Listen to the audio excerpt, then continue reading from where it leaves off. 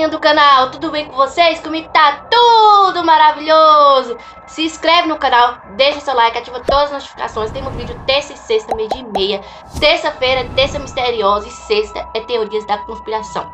Hoje eu vim gravar terça misteriosa. No videozinho de hoje eu vim trazer caso Lucas Terra, o assassinato que abalou o país. Roda a vinheta e vamos lá! Como eu já falei no comecinho desse vídeo, hoje eu vim gravar o caso de Lucas Terra, o caso que chocou o país em 2001. Então vamos pro vídeo. Em 2001, o garoto de 14 anos foi morto e teve seu corpo cruelmente queimado no crime brutal. Pra quem não tá entendendo, esse caso passou no jornal, né, também. E tal, chocou o mundo por quê? Porque ele foi, além de ser assassinado, ele também foi queimado. E aí queimaram ele, né? E ao longo dessa história você vai entender. Toda terça misteriosa eu deixo foto ao longo dos vídeos. Então, é isso. E eu vou explicando aqui também. A morte do jovem Lucas Vargas Terra, que foi brutalmente assassinado na capital baiana em 2001, completou 19 anos no último mês de março. De lá para cá, apenas entre os 3 suspeitos foram presos por suposto envolvimento em um dos crimes que marcaram os últimos 40 anos na Bahia. O jovem, que tinha 14 anos na época, teria sido vítima de agressões sexuais e foi queimado vivo. O acusado é o pastor Silvio Roberto Galiza, o único condenado até o momento. Além do demais, a Igreja Universal do Reino de Deus foi sentenciada a pagar 2 milhões de reais aos familiares de Lucas.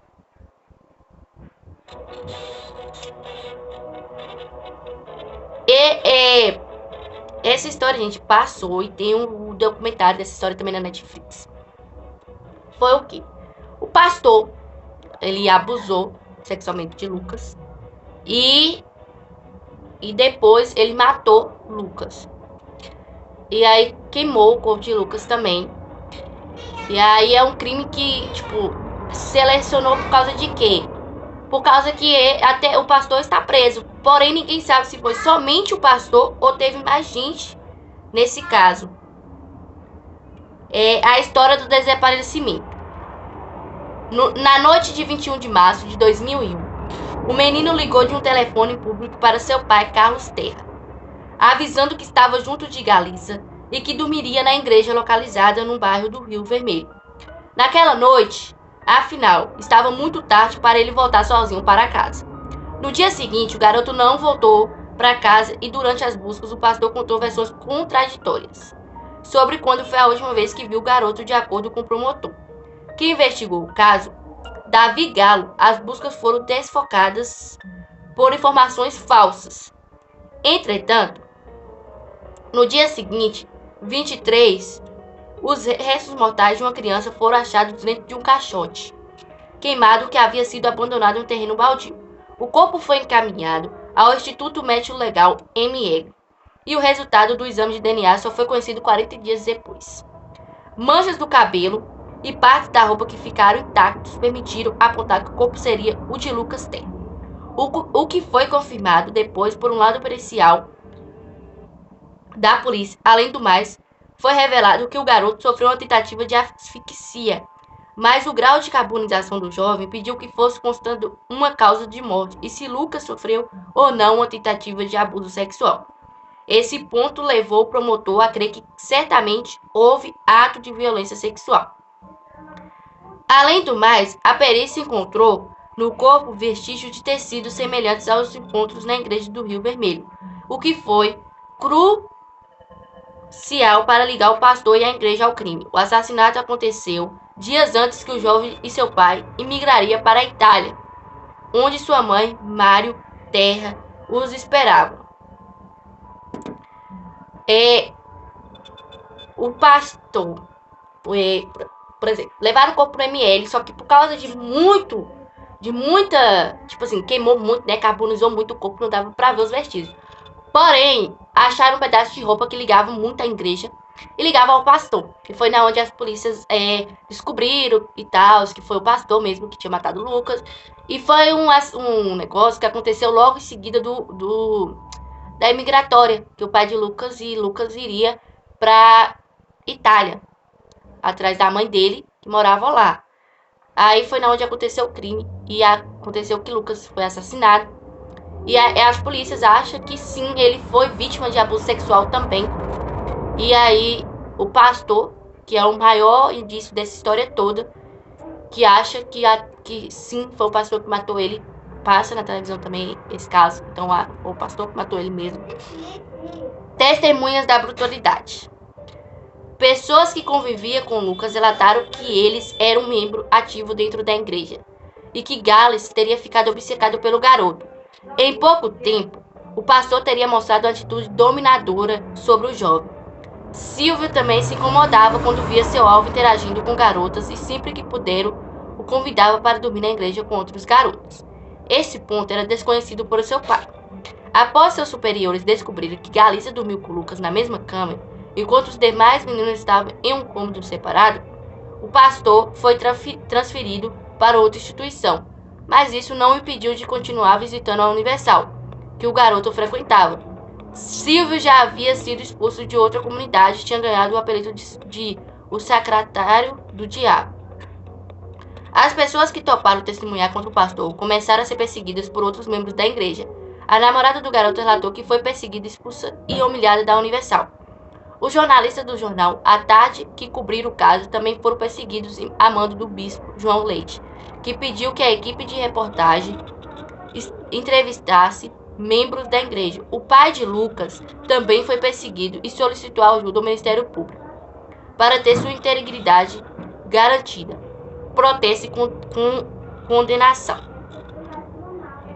Para quem entendeu aí, quando as pessoas foram testemunhar e tal, elas foram perseguidas, né, pelo bispo João lá. Elas foram perseguidas. Aí eles não queriam que testemunhasse sobre esse caso, que não queria que fosse conhecido pelas mídias, essa reportagem e tal. Porém, eles conseguiram lá o Ministério Público, né? E aí é na onde eles pararam de ser perseguidos e tal. Porém, o pai, ele não sabia do que estava acontecendo realmente ali dentro da igreja. Que ele pensava que Lucas só iria dormir lá com os outros garotos e tal, em quartos separados. Só que aí o pai recebeu informações que Lucas dormiu na mesma cama desse pastor. E esse pastor foi mandado para outra Universal. Porém, nada impediu dele ir nessa Universal, né? E fazer o que ele fez.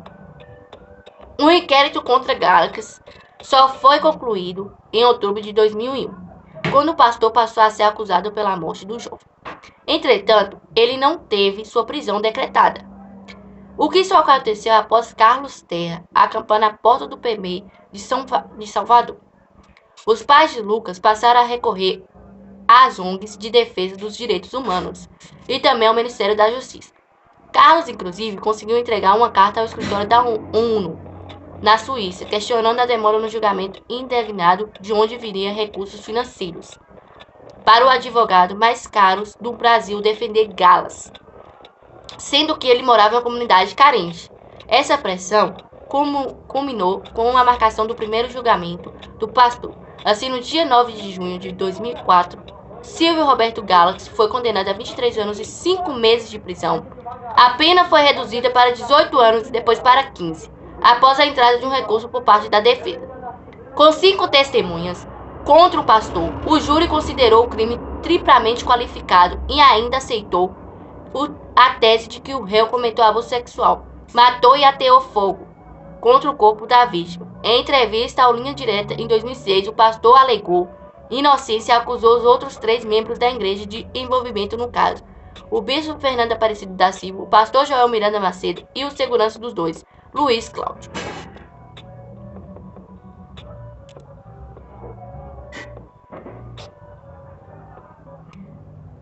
E tipo assim, pra ele tirar a causa, pra falar assim, não foi eu, ele fez o quê?